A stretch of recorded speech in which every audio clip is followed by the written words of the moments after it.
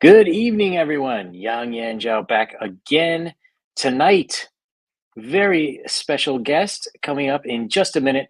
But announcement. So tomorrow evening at 7 p.m. Eastern, I have John's Longbox coming back. Author, comic author, and fabulous interviewer. He will be stopping by. We're going to talk just about comics in general and his crowdfunder for his new comic starring the Patriarch. Then at 9 o'clock, why don't you go on over to the Dungeon Delvers channel where I will be there playing a mutated communist cat for a round of Gamma World. And next week on Tuesday, I have Ed Jowett coming back from Shades of Vengeance. He's going to be debuting a new tabletop role-playing game where you play a starfighter pilot. But tonight, the lady of the hour, Miss Harmony Ginger. How you doing? Hi, thanks for having me. Glad to finally have you here. So you have been everywhere recently, bursting on Yeah. the scene full of DMing insights. How did you get started in Dungeons and Dragons? So I started playing really when I first went to college. I wasn't allowed to play in high school. When I was a kid, my mom was very against it. She compared it to using Ouija boards. Um, but I started in college. I started with third edition. I played a cleric was my first character. And Oh, then I've played in several campaigns since then. I played a lot of third edition, some fourth edition, not a whole lot of that, and then some fifth edition. More recently, I've played AD&D a little bit, and I have played other non-Dungeons and Dragons RPGs as well.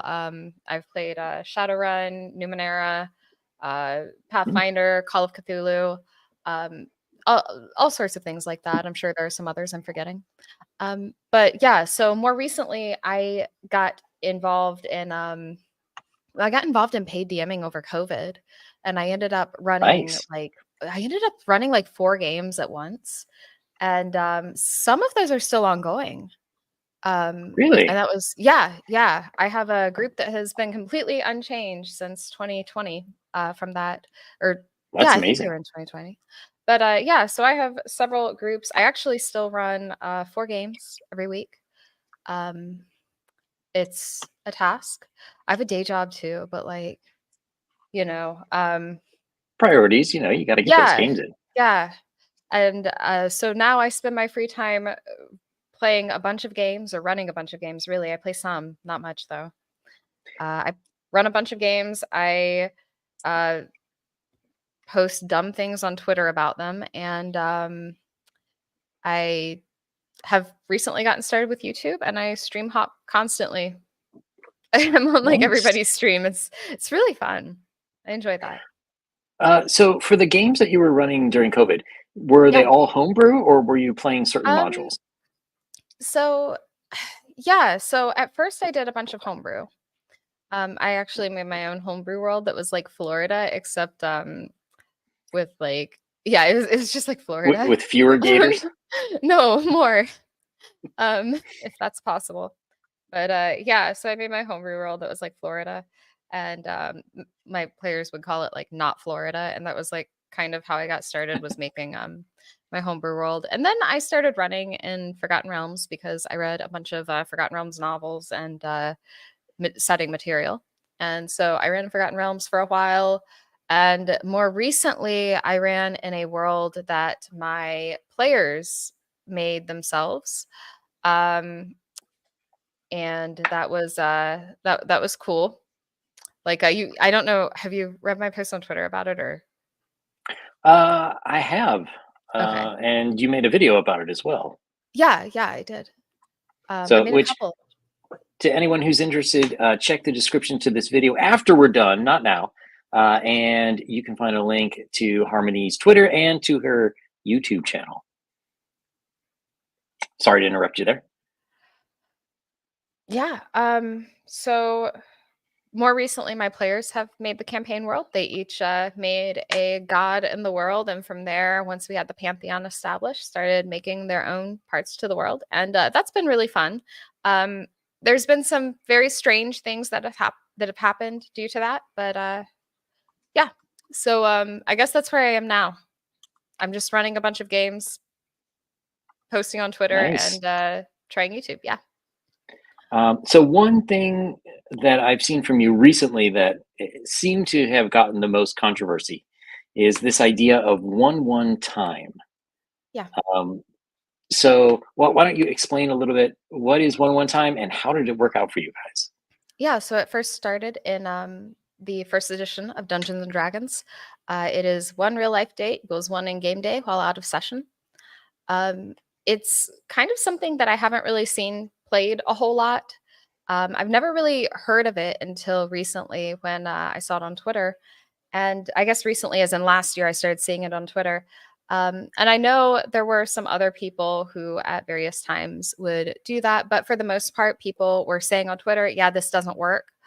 But something I noticed was the people who were saying it doesn't work, while I find that they are very, I find that a lot of people that disagreed with it were people I respect very much. But also, I was noticing that a lot of them had not actually tried it or had ideas about what it was that didn't match up with what it actually was in practice. And so I decided to try it out for myself. And I told my players, all right, I have no idea how this is going to work, but we're just going to run everything like 1-to-1 time. And we'll see how it goes. And if at the end of 12 weeks, nobody likes it, or we want to change to doing timing like we normally do, like which is mostly pause time with some downtime built in sometimes, then we can do that.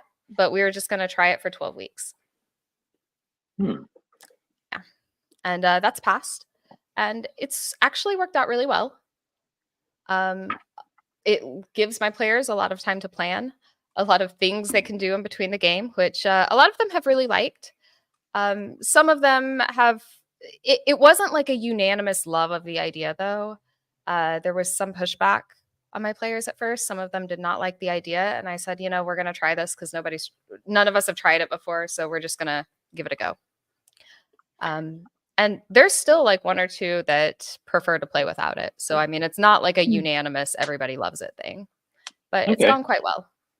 How large are your groups when you're playing? So this group has six, I guess, somewhere between 4 and 7 players. So it has 7 total, but usually we have about 4 to 5. Hmm. It's not bad.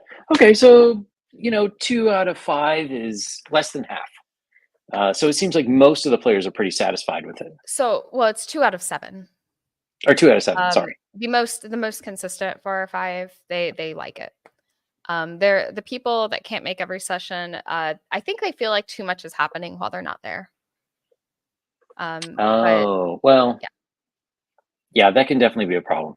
I'm running a sure. couple of test campaigns for a campaign guide that I'm writing, and we have one guy who's like in bed school, and he makes it so seldomly. He's like, I don't understand what's going on. It's like, yeah, you haven't been here in a month. Yeah, yeah. So I think, gosh, and I hate to dismiss my players' concerns because I really would just never want to do that. But I'm more interested in listening to the players that can make it every week. And the players who can't make it every week, I love them very much. I think they're fantastic. But I do want to hear more from the people who are there more, if that makes sense. Hmm. So, Uh, so how do you handle what would be the off days when you meet? Like, do they have alternate characters that they play? what do Or you like, mean? for example, like if you're traveling somewhere that takes 2 weeks and you have a game the next week, theoretically the players should be traveling. Do you do something during their travel, or do you have them Yeah. play So like we actually have alternate that happening characters right in the now. same world? So we have that happening right now. Yesterday we met up and My players are traveling from one town to another. It's about a 3 weeks travel. And for the first half of the session, they were using their alternate characters in the town that those guys were in, and they Mhm. were doing some political maneuvering to get some goblins evicted from town by making them pay taxes, because goblins weren't going to pay taxes, right? So Okay. they were like, all right, we need to, they're causing problems, we need to push them out, so like let's require them to pay taxes. So they did that, and then for the second half of the session, we did travel encounters with the other group as they were doing their travel. So, which it's actually unfortunate for for one of them, because there is one character in that group that's like level 1, and he has the experience to level. He has the experience to like level twice now, but he can't because he Oh. can't find a trainer because they're on the road, right? So, Oh, that sucks. yeah. So he's got to wait till they get there. So are you so sorry, is this game a 5e or a 1e or what Mm. edition are you playing this with? Sorry. So the game is actually played in 5e, and the reason was I Okay. was switching to one-to-one time, and we were doing the setup with the players having gods and doing like some sort of Bronstein like session or game setup, right? Mhm. And I didn't want to introduce a rule set that they weren't familiar with on top of all that. And Ah, okay, that makes sense. I kind of broached it with a couple of them, and they're like, nah. So we're so yeah, we're doing 5e. Okay. Yeah, we were talking a little bit um, earlier backstage about additions and whatever. And as much hate as 5e gets from certain people, I find it to be a fairly solid little system that's pretty extensible. Like you Yeah, can bring back almost any innovation in older systems and plug it right into 5e. I agree. I think it's actually a fairly solid core system. I think some of the more recent additions to it were not so great. I think I was talking about No. that earlier on Dr. Amholt's stream. Um, yeah, so I think some of the more recent 5e books have focused a lot more on appeasing certain people Mhm. and being flashy to get people in the hobby, and appealing to nostalgia, appealing to the new crowd of 5e players, but didn't have a lot of substance in them. Whereas Yeah. really the first couple generations of 5e, so like I'm talking PHB, Xanathars, DMG, and like Curse of Strahd, Tomb of Annihilation, Lost Mines of Phandelver. Those were actually, I think, very good modules, very good settings, and core books. Yeah, no, I agree. The only thing that sort of disappointed me in that is, other than the updated rule system, all of those books are just reprints of older editions. Like, where are the people making newer campaigns? Sure. Like how come Yeah. the new ones can't equal the older ones? And I and don't it, think they're reprints as much as reimaginings, though. Because there's a mm, lot of newer stuff in that, like well, that's true. That's true. because I know I used the old oh, was it the 1E or the 2E Ravenloft book when I ran Curse of Strahd? I can't remember. But I used old Ravenloft material for Curse of Strahd. It wasn't the same at all. Oh, interesting. Yeah. I have not checked out the older versions of those guides, so I'm not sure. So that's good to know. I'm gonna have to look into that. Um, so yeah, it does seem like it seems like in corporate speech they want to do whatever's the least offensive, which of course means boring. Instead of saying like, well, this group of people likes this kind of game, so therefore we'll make one module aimed at them, and this other group likes a different kind of gameplay, so we'll make another campaign like more aimed at them. So everybody's got their own thing that they can play. It's just like let's make it the most vanilla possible. I mean, I don't think there's anything wrong with vanilla. I think my favorite 5e campaign, published campaign so far, has been Lost Mine of Phandelver. I think it was just a really strong campaign all throughout, and that's like Hmm. the starter edition. Like in Yep. that one, you fight goblins, orcs, uh, like Green owlbears, Dragon. just green dragon. Yeah, it's as vanilla as it gets. I think it's actually a very good campaign for a starting DM. Um, Okay, maybe vanilla was not the right word, but it just seems like the newer Appealing to books want to large groups be of people. Yeah. Yeah, I don't even know if it's meant to appeal to people. I just think it's meant to not offend people. Like, it's almost like we have to get out a certain amount of content, and whatever makes people complain the least is the best. That's fair. Yeah, they do that. I haven't been too interested in the newer stuff that Wizards has published though. But I'm also kind of becoming an advocate of less is more when it comes to RPG materials. I mean, Mhm. but that might be a side effect of just being around Twitter and seeing everybody's trying to sell you something. Everybody's got something that Sure. that they published, and everyone wants to sell you on it. And I've become more and more skeptical slowly about the value of such materials because I Mm. do truly think that the fun at the table comes from the people that are sitting around it. Yes. But also, when it comes to playing a game, um, most of these groups, I think, where the DMs are buying like all sorts of supplemental material, most of them haven't used the stuff in the core books. Most of them haven't Yeah. gone through most of that. And I struggle to think that there isn't enough variety within that core that you need like all sorts of expansion materials. And I say this as somebody who has purchased a fair amount of oh no, Patty feels called out. I say this as someone who has purchased a fair amount of supplemental materials, but I do think the game is best with I do think it can get over bloated. There's just a lot Yeah. of stuff out there. I think that's true. I think part of it, it depends on your players and how much time they have. Like, if you're in a space where you're charging people to pay games, you're probably, you've probably read a lot and you've done a lot of research on the rules and intricacies and put a lot of thought into, like, well, this gameplay for this group is going to be better than that. But I think for a lot of people, they're working 40 to 60 hours a week. They get off and they just want time to play with their friends. And so a lot of them like the campaign guides where, oh, okay, I don't have to prepare much. I see they're in this dungeon, so I need to get the stats for like these characters. And, you know, that's all they Uh-huh. have to do to prepare. Yeah, I prepare less than they do, I promise. Um, and I run sandbox games. I think the best thing you can do when it comes to preparing is learn to prepare smart, learn to Hmm. get to tables quickly, learn to like what I do is I set up a table of tables of random encounter tables, right? And I'll roll in the table of tables. I'll bring up the PDF of the right one, and it takes me like a minute to do tops. I think things like that, like learning to prepare smart so that you can pull things on the fly as quickly as possible, or you can set up things as your players are talking about what they're Hmm. doing.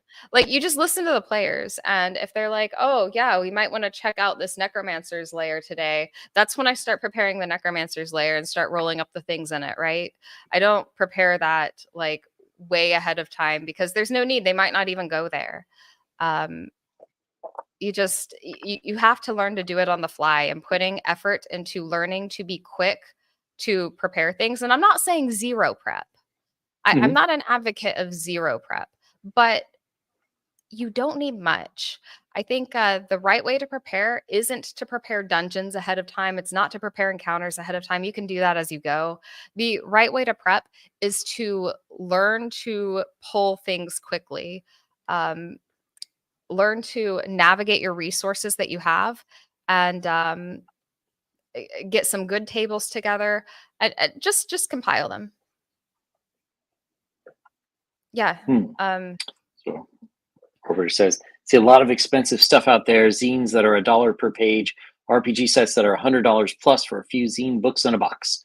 So I always in search of value games and materials. oh, Yeah. yeah. And Patty's completely right. That's the other one. Being able to pull things quickly from tables and learning the rules to the game that you're running. I think those are the two best things you can do to prep. I don't think you need to prep materials other than that. I didn't mean to ignore Orbit. Sorry, go ahead. Oh. No. Yeah. But so that makes me kind of curious. Do you only want to run out of sort of like out of the handbook and out of the monster manual No. stuff, No, I don't. I or run more than that. do you ever feel like you mentioned you're running Curse of Strahd? Do you ever, Mhm. would you, let's say, buy a campaign guide or whatever that's like a themed, it's like horror themed or sci-fi themed or something like that? Would that be worth your money or I mean, not that's a so very much? vague that's very vague. It depends on what's in it. Mm, So if I were to look for campaign supplements, this is something I don't purchase a lot of anymore, but I'll tell you the ones I get the most value from are there is this one supplement that I use called I think it's called Haman's Harvesting Handbook. That one's good. It's oh, monster parts. It's what you get from monsters you kill, and it goes oh, okay. completely with the books. It's great. Um, so I get use out of that one. I get use out of there's some extra random encounter books. Untold Encounters is good. Tome of Adventure Design, which is just tables that you can roll things up on. Um, yeah, the table books and the like monster part books have been the best supplements for me. Now when it comes to setting books, I mean, look, some people will find more use from them than others. I Hmm. personally, like I said, I've read a lot of Forgotten Realms material. That's just a thing I have, and I still run some in Forgotten Realms. Like, I think setting books can work. I think you need to focus on things that DMs can use though. Like Yeah. I don't think like NPCs are a big deal. I don't think I you just need like maybe a half page write up on every dungeon. You don't need to draw it out. I Hmm. would focus on NPCs on not NPCs on factions. Factions are a really Hmm. big deal in any setting. I would focus on random encounter tables and just mapping the world a little bit and giving like I don't know. I think factions and random encounter tables are the big things I'd look for. Maybe a bestiary, um, Hmm. but I think a lot of focusing on specific quests and dungeons and things, it doesn't do it for me anymore. I found that the Hmm. most fun dungeons I've run are ones that I've rolled up on the spot. Interesting. So Yeah. mostly flavor is what you're interested in, how you're flavoring Um, the world. no, factions are way more than flavor though. No. Factions, like you should be writing factions, each of them with a specific goal in mind, a specific style, a way of interacting with the world because your players are going to interact with them. They're more than flavor. Hmm. That's true. These are the That's true. different guilds in your world that are going to make things run. Your players are going to interact with them and may end up running them. So those things require thought. Hmm. That's that is more than That's a flavor good to me. point. Okay. Yeah, I can see that. Hmm. Um, Uh, no, yeah, sorry, go ahead. no, no, please go on.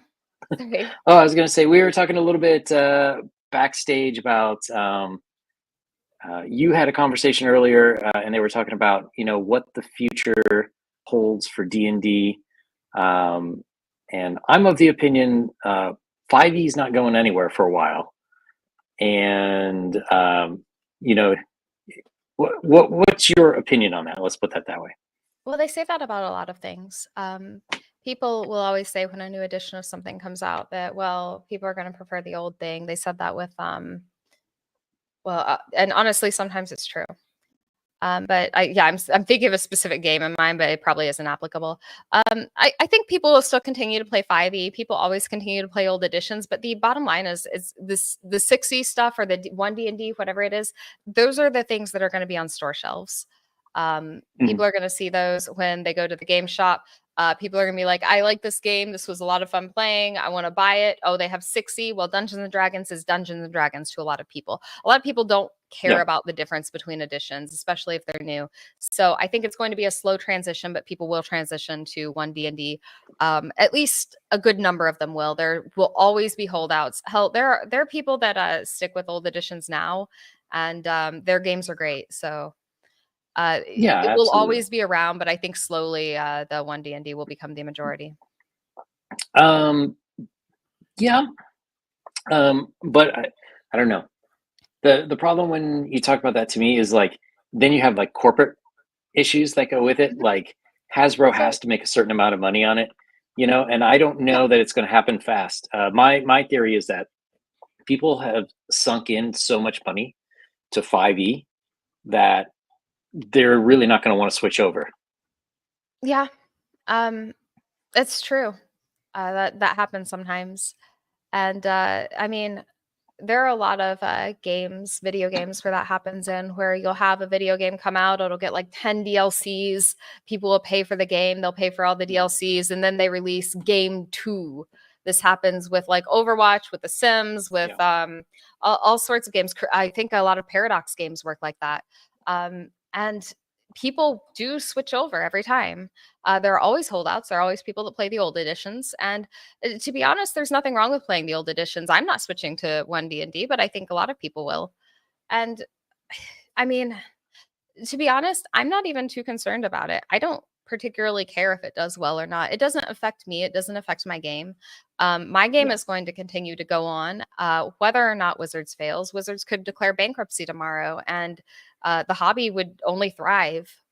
Like, I mean, Yeah. would it do better if It's Wizards a declares possibility. bankruptcy? Yeah, maybe, because there's a Well, big especially yeah, if there's a somebody big else bought hole. it. Yeah, I mean, Wizards cannot kill D&D. They cannot kill the No. RPG hobby. There's nothing they could do to stop people from playing whatever RPG they want. So quite frankly, I don't honestly care that much how Wizards does. Yeah. Oh, that's a good point. Wizards' biggest competition is their own back catalog. That's why they're so keen on siloing old edition stuff, and why it took them a decade to accept print on demand for old edition material after the 4E debacle. I do think that's part of the problem, and I think that might be one of the reasons they seem to be over relying on future digital markets, which I don't think are going to work, or not work that well. Let's put it that way. You don't think there are Because going to be a lot of players that are going to crowd around the new VTT and buy all these skins? They're going to buy all these books. They're separating out the books into microtransactions now, so that you only have to buy part of the book and yeah, not yeah, even all of it. Yeah. I Mhm. actually like that. Yeah, I It's do a too, very actually. unpopular opinion Mhm. No, because, I like, like that too. yeah, a lot of times the But books are crap. There's only like two nice things in there, and like that's all I need. I don't need to pay for the whole book.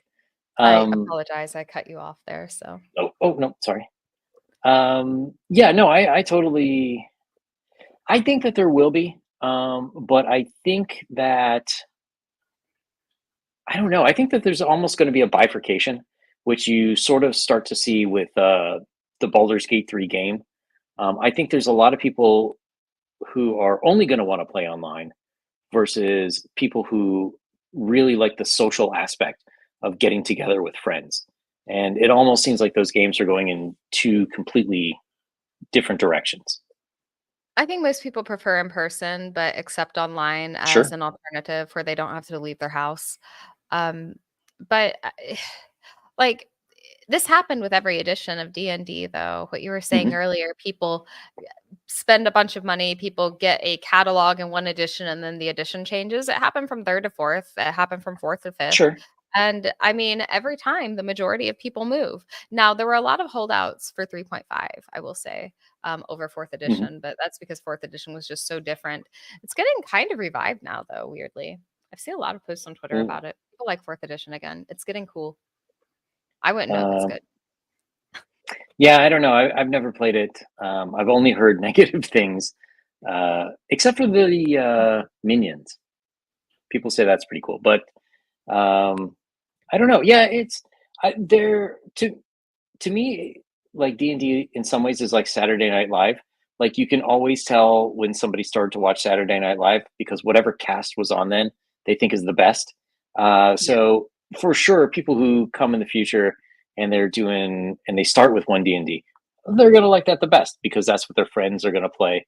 But I wonder because 5e was so successful, and it was the first time that we really had things like actual plays, especially Acquisitions Inc. and Critical Role, that really sort of advertised actually playing the games in ways that even the old Dungeons and Dragons cartoon never did. Um, I just wonder if you're going to be able to get those people to move because I think. Um, Mhm. so I Gosh, this sounds a little bit condescending, but I think a lot of them aren't really there for the game in the first place, and they're there to spend time with their friends, and, Yes. a lot of them are Yes. theater kids, and I'll, I'll be real, there's nothing wrong with theater kids. I love a lot of theater kids, but a lot of these people are not like very into games and more just very into acting, and they'll go where their friends go.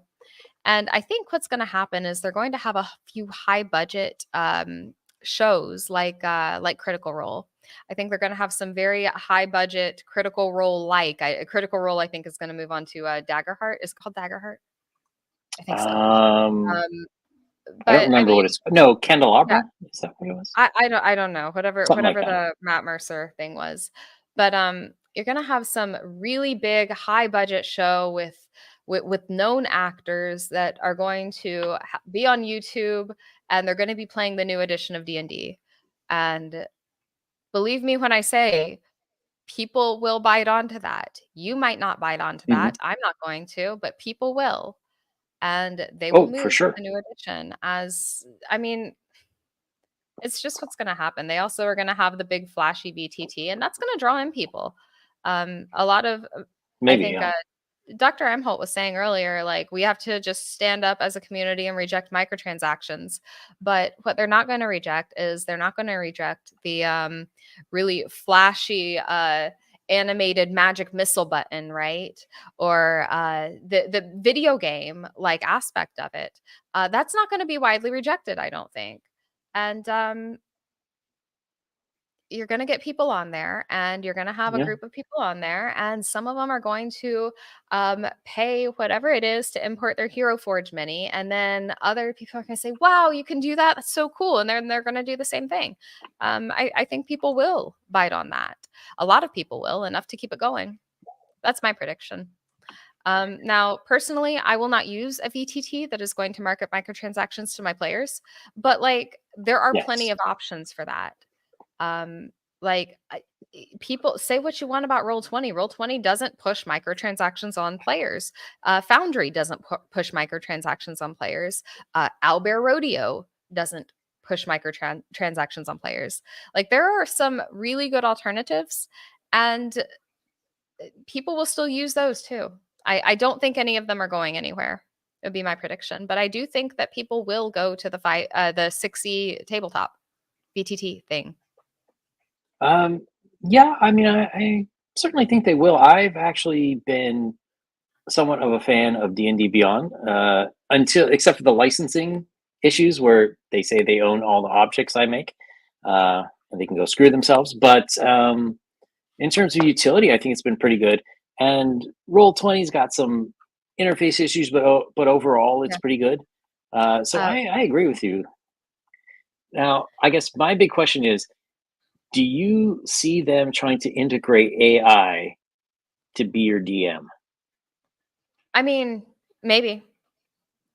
And as far as AI DMs go, I think some groups will love it because I think that there are some groups where nobody wants to be the DM, and having an AI DM would be great for them because nobody wants to DM. So I think some groups will really like it. Now, will it replace good DMs? No. An No. AI doesn't know how to deal with a problem player. An AI doesn't know can't read if some people are like not feeling the current adventure, right? An AI Hmm. doesn't know when to switch gears, what to focus on for each group. Like AI might replace a DM for groups that don't have one, but it's never going to replace a good DM. Like you're always the human element, the ability to control a table, the ability to look at your players and realize what they're latching onto and what they're not, and what kind of situations work for them and what doesn't. That's a skill of a DM, and an AI is not going to be able to do that. An AI is not going to Yeah, be able to read if the players are not enjoying a certain thing and be able to move on from that. yeah, I think that's true. I can see them as being good for like somebody who's never played a game before, and you just sort of want to learn how the game goes. Having an AI DM for that, just to sort of see how the mechanics work. I can Sure. see Yeah. that making sense. I don't see an AI DM making any more problems. for anyone than a game like Baldur's Gate did. Yes, that's interesting. I Did you think play Baldur's Gate by any chance? which one? I played The 1 and three. 3, but not 2. Yeah, of Okay. course. Did you like it? Um, it has good and bad points. I had fun with it. I don't I you know, it's hard to honestly say I didn't like it when I have 285.3 hours in it. I swear I left it on overnight a few times. I swear. Look, I played with my friends. No, I mean, it's yeah, tend to like it. I definitely there were parts of it I didn't like, but it's probably been the game that I've played most since in this past year because yeah, it was great fun. But like I said, Yeah. it's not a perfect game by any means. Um, so did you have any issue with, you mentioned a lot that you really like sandbox games for your in-person games that you're playing. Was it do you see Baldur's Gate 3 as like totally different from playing D&D with other people? Like is Yeah. it video game versus a real tabletop Yeah. game, or do you see them as Um the same? So it seems like a completely different game. So the most fun I've had with it was when I was playing with 3 other people. Um, and we had great fun messing around with it, but I mean, at the same time it's not a real D&D game. It's not player driven. Mhm. There's only so many things you can do in the plot line. Most of your major decisions focus on your build. You do have some major decisions in the plot. You can choose to annihilate the tieflings if you want, or you can kill Manthara, take her with you, or whatever. But most of the major decisions that affect the game aren't there. A lot of it is Mm, fairly linear. Like every time you go through, you're going to be doing most of the same things. Yeah, one time Shadowheart might be a dark justiciar, and one time she might be a Selûnite, but it's gonna be mostly the same. Whereas if you're playing D&D, you're only limited by your imagination, so you can that's really true. do anything you want. The players, like if the players want to leave the city and want to voyage to kill a dragon, I may not have planned for that, but they can do that. That's within my imagination. Like it's not off limits. Players can do whatever they want with like no boundaries in a real D&D game. So Hmm. yeah. So you mentioned a bunch of versions of D&D. Have are you exploring other games, or do you like other Um, types of games so besides just fantasy? Or so yeah, I've been really, really wanting to play Traveler recently, like classic Traveler. I have a friend, um, Robbie, if you see this, I'm talking about you, who I'm trying to politely harass into running it for me, because I'd rather play it than run it. But yeah, so D&D has always been kind of the fantasy game that I like, and I do mostly like fantasy. I'm kind of into space sci-fi as well. Um, I've played other systems. Most of what I've run has been D&D though. um, do you do you ever try to incorporate ideas from these other systems into D&D? And if you have, what's been Oh successful, what has gosh. not worked? Yeah, this is such a lame thing. So I really like the system Worlds Without Numbers, right? Um, Oh, yeah, yeah, yeah. That's a great one. Yeah, I really love the shock damage in that, and I always make weapons with Hmm. shock damage, and I always wanna incorporate that, and I always wanna incorporate the 2d10, but I never do because I play rules as written mostly, but I always wanna incorporate, like, small things from Worlds Without Numbers because, I really liked that one when I read it. I've never played it, I've only read it, so but there were so many little Hmm. things I liked about it. Interesting. Um Yeah, there was that, and I'm struggling to think of anything else because that was the example I was, thinking of offhand. Um, Pathfinder's crit system I think is better than 5e's, but I don't incorporate it. I don't really I play rules as written. I like to play the game the way it was meant to be played for the most part. I do like Pathfinder's crit system better than 5e's though, Interesting. because Pathfinder I think is 10 over the AC as a crit. Oh, okay, that makes sense. Yeah, rather than just a not 20. Yeah. Hmm. Um, so then your homebrew is pretty much just the rules right out of the book. You don't feel a I need mean, to so I do modify use anything. I use I don't like to mess with anything big, but I do use homebrew rules for some. I used to use more than I do now. I've kind of gone back to more rules as written because it Hmm, makes onboarding of new players easier. that's true. Um, it's you can just say the rules in the book. There are a couple exceptions. Potion is a bonus action, things like that. But for the most part, I do mostly rules as written now. Hmm.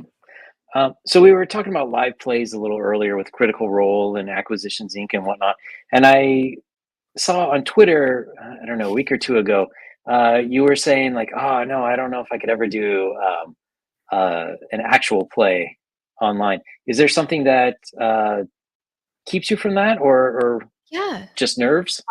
So I think that was 2 days ago, which is, like, basically weeks Was in it? Twitter Oh, time. Yeah, it was just the feels other like day. it. Yeah. So, gosh, live plays. Um, I might be in one soon, Oh, as a nice. player, but I don't wanna run one because my players aren't actors, they're players. I wanna play with the people I Mm, like. My players, they're great people. I really like them, they're my friends.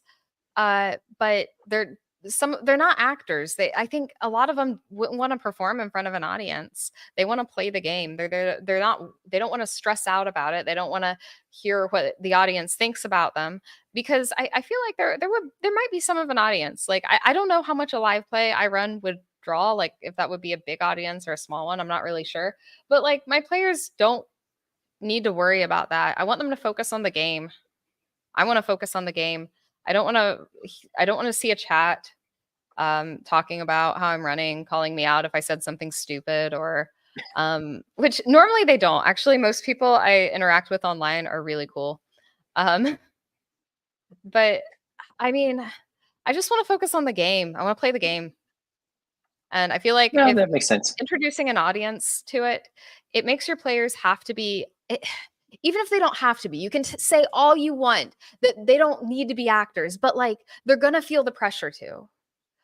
They're gonna they're gonna feel like I don't look my best today, or I man, I feel kind of tired or sick, but we're gonna be streaming this, so I gotta like put on a good look. When I want my players to be like as they are with no cameras rolling, you know. Um, yeah, that's it. Yeah, yeah, yeah. I can see that being a big issue. I would just shut off the chat, but but that's just me, or close my chat window, put it over to the side. Yeah, But no, fair. I think that's a pretty realistic But fear, I I can't do guess you that could for say. my players. And like the thing is, if like I said, my players are not online people. Like we play online, but they don't have like big social media presences, and I don't Hmm. want them like showing up to my game and like they look in chat and somebody's like, "Wow, this person's ugly." Um, you know, What, does like that happen a lot? uh, it's happened before. I've had Oh, my really? players Wow. on a couple yeah, I've had my players on a couple streams with me, voluntary on a voluntary basis to talk about our game. And while 99% of the comments were very, very nice and people were interested in what they had to say, there were a couple that were just like, man, I feel bad that I exposed you to this. Um, and I don't want to do a game online for that reason. Hmm. All right, that makes perfect sense to me. It's not for everybody.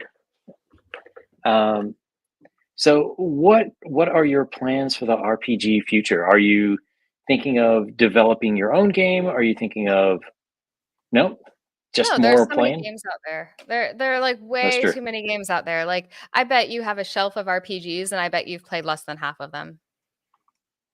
Am I right? Um, the ones that I have left, actually, no. Actually, I've played Oh, them the ones you all. The have ones that left? I So you've culled them, you've culled them. uh, There's been a great filter. yeah, I think some disappeared in a move. But the ones I have left, I've played, although not enough Okay. recently. One of these days, I'll Yeah, get back into Marvel superhero role playing game. it's because people have these, like, big shelves of RPGs. They have so many games, and they just don't play them. Yeah, there's a Why word would I in make a game? Who cares what game I make? People have, like, 1,000 games. out there. I guess And that's true. there's no reason to develop my own system. It's not going to make money. I don't need to develop a system. I can just play another system that's been developed. Like, Yeah. I don't Yeah. know. And I mean, not everyone feels that way, and that's cool. If you like game design, design games. Nobody's stopping you. I Hmm. don't think that I think it's probably better to design content for a system already out there because you have a system that's been Yeah. play tested. You have one. Like it's just a lot of effort. But yeah, no, I'm not going to design a game. I'm just going to talk shit about them online. That's that's me. No, I'm just going to talk about games online. What's worked and what doesn't for me, and I'm just going to play a lot of games. I don't need to design one. All right, that makes perfect sense. Uh, Say. no, no.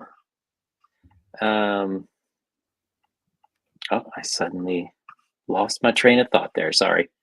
I'm sure that question will come to me in just a minute. Um, this is what you call host error. So when you're playing games, you say 4 to 7. How many players do you think you can practically have in a game? Like, do you think you can get Um, that number up to 10 or 15? At a time online, I would not want to play in that game, so I would not want to run it. However, it kind of depends on the type of game. If it's like more West Marches style, where you tell Hmm. people, "Hey, show up on the weeks you want to, and don't on the weeks you don't. You don't owe me an explanation. You don't. You just be there when it's convenient for you or when you want to." Then yeah, I'd expand up to something like 8 to 10. That's kind of what I have right now in my. So I have 7, technically there are 8 players in the world building game, including Hmm. myself because I'm a player now on like a different day because it's split into 2 campaigns in the same world. So Oh, um, yeah. does one of your players DM for you then? Yep. Oh, nice. Hmm. Yeah, it's going very well. So is that another way you'd recommend implementing one time by just opening more days? So I don't know exactly what you mean by that, but I believe that it facilitates that. Yeah. It facilitates multiple groups playing in the same world. I wouldn't say that 1 to 1 is required for any sort of campaign. I think you can. Hmm. I think timekeeping is required for a successful campaign. I wouldn't say 1 to 1 timekeeping Yes. is required for a successful campaign. However, if you are having more than one group active in the same world, I think 1 to 1 time is required. Oh, that's interesting. I Hmm. I wouldn't want to do it any other way. I think it's the only way to keep things fair. That's a good point. Yeah, I had a friend who was running, I think he was running 3 different campaigns in the same world that were like concurrent time wise. He used a calendar, but he didn't use one time. But it does seem like one time would make it much easier to sort of that all the pieces would fit together correctly. Yeah. Um, I think they do fit better with 1 to 1. I wouldn't want to play in a game with multiple groups in the same world that wasn't using 1 to 1. Hmm. Um, Just because you so, do need to keep the time flow consistent. so do you have other?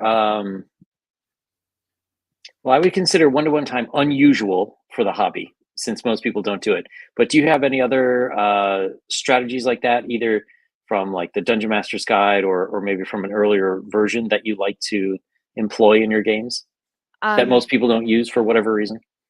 make the games focus on the weird things the players enjoy. Like I don't use big bads or villains, massive villains anymore. I would say the big advice I would have would be make the games focus on whatever the players are congregating around. Like I have an example actually. I rolled a random encounter one time while my players, I can't remember where they were going. They were going somewhere through a city, and I rolled a random encounter that was a bunch of nobles, and the nobles were supposed to have like rings on their fingers that had something with a secret organization. And I mentioned the rings, but I also mentioned that one of them had a dog. And the players are like, "What's the dog's name? What's the dog? What's going on with the dog?" And I'm like, he's getting ready for a dog show." And my player's like, "There's a dog show?" And suddenly, like, it's all about this dog show, and the players want to be on the dog show. The druid is going to enter the dog show. They're going to enter their pet, like a knoll or whatever. I can't remember. No, it wasn't a knoll. It was a leopard. They had a pet leopard. They were going to enter him in the dog show. It was a commodon, actually, leopard with snakes on its head. Hmm. Um, and so, like, my players, suddenly the whole game is about the dog show. Um, and it was just like an offhanded Yep. comment. It wasn't like a big deal, but you focus on the things that the players want to do. I mean, it didn't matter if you wanted to run a dog show or not. The players want to go to the dog show. You said dog show. That's your game now. Hmm. Um, but focus on just whatever the weird things are they want to do. Like, don't even worry about a story. The story will take shape. It'll be player driven, but it'll take shape over time if you just let it. But basically, you just kind of need to get out of the player's way and let them do weird things and focus your prep on um, pulling from tables quickly. That would be my advice, I think. Hmm. Um, yeah, just make it Uh, about the players. Let them do whatever they want. so, do you have like your own sort of like folders of random tables for each Yes, situation? I have a Ah, master random table. oh, interesting. Yeah, I have tables for every sort of terrain. Basically, a master random table where I roll on what random table or random generator I'm going to use. I Hmm. have things. Let me pull it up. I have it right here. There are upon my master table. Oh God, I'm here it is. I have different tables on it. I have Untold Encounters, which is a third-party book, a GM's Guide of Random Encounters, the website Chaos Gen, the AD&D DMG. Even though the stat blocks aren't the same, the AD&D DMG still works. Appendix C is probably one of the best random tables you can find. It has so many tables. There is a table of harlots in that book as well. It just anything you can think of, the AD&D DMG has a table for it. Um, and yeah, I have a table of tables with links to them. It's pretty great. It's for my own use though. I can't give out Nice. PDFs to other people's work, so I can't share it. Sure. Um, so, question: do you use a screen when you DM, like a No, DM screen? No. no. Okay. So most of my DMing's online anyway. I had an in-person game that I ran for a couple years, but yeah, so in person, no, I don't use a DM screen. I just roll openly. Interesting. I don't It's know. the I best way always to go. need one just because I need like the sheets there. Like, Yeah. okay, wait, what? Like my random tables are on there, and Oh yeah, I have uh, something to look it up pretty easily though. But yeah, if you have I random always, tables on it. yeah, I always forget like what's the difference between grappled and restrained and Yeah. paralyzed. Like, what exactly? But that's just me. No, that's fair. DM screens are really nice for things like that. I don't personally use one. This is a little bit embarrassing, but I don't use one because I've never owned one. I don't know why. I just never bought a DM screen, and so I just got used to not using a DM screen, and so I don't know. We just don't use one. So everyone, you heard it for Christmas. Harmony Ginger wants a DM screen. No, I'm good. I've been running for several years without one. I think I'll survive. But I mean, I don't do a whole lot of in person anymore anyway. My group fell apart unfortunately after Uh, years. Yeah. that's a bummer. And to me, that's like the best thing about the virtual tabletops is, um, like I have a group I played with for 5 years when I was living in California, and then all of us went our separate ways. But we can still play every now and again because we still Yeah. get the internet. That's the best thing about VTTs, and that's why I'm so positive on them is it- I play with people from all over the world. I play with people from my hometown. Um I I play with people in Europe and Australia, and it's really nice to be able to do that. That's their biggest advantage for sure. Have you ever tried any online gaming conventions? Online gaming conventions, no. I used to go to a lot of gaming conventions. I used to be paid to go to gaming conventions and teach people how to play games, actually. Wow. It was for Fantasy Flight. Oh, nice. But yeah, I would go to several of them, teach people how to play. Sometimes run tournaments, but Hmm. like the last tournament I ran was for a board game called Tigris and Euphrates, and nobody showed up, so I got to keep the trophy. It's great. That's cool. So I that would was have in that. I would have that on my wall in the back if I had that. that was in at Origins in like 2015 maybe. I haven't done it in a while, not since I moved to Florida. See, I knew if you said AD&D 3 times, the Dungeon Delver would show up, and here he is in the Okay. chat. Yes, he is. Hi, Bill. All right. So, do you think that if virtual tabletops take off more, do you think virtual conventions will pick up more, I can't really speak to virtual conventions. I've never attended one. or I don't online know much conventions, I about should say? them. Yeah, I don't know much about online conventions, so I'm not going to pretend that I do and make some grand prediction about them when I have never attended an online convention. Um, so I honestly have no idea. Hmm. Uh, oh, sorry. If you don't mind indulging me. So, Michael asks, I've got a question for you, Yang. Do you feel pressure to perform to a certain level in Bill's game? I would think not swearing would be the hardest part. If you listen carefully, I do swear on occasion. I try not to drop F bombs. But no, it doesn't bother me. But I've taught classes before. So I'm speaking in front of people doesn't bother me. Also, I've done this. I've had, been doing interviews with people for several years before I started playing in Bill's game. So for me, doing stupid Russian communist cat voices is, not embarrassing, even though it probably should be. Yeah, I do worry that doing stuff like that would be embarrassing to some players I have. I mean, I've done goblin voices on stream before, so Hmm. is what it is. I'm Yeah, not I afraid to think that embarrass myself online anymore. I think it's just a matter of getting used to something, like if you're used to playing online, it's not a big deal. But to start out to put somebody on a stream, that's kind of rough sometimes. Yeah, for sure. Bill wants the goblin voice. No. That's all I got. You got one of those. All I right. unfortunately have been doing too many goblins and goblinoids lately because my throat's a little bit scratchy, as you can probably tell. I don't know how noticeable that is. It's because I've been talking too much. I've been doing way too many goblins.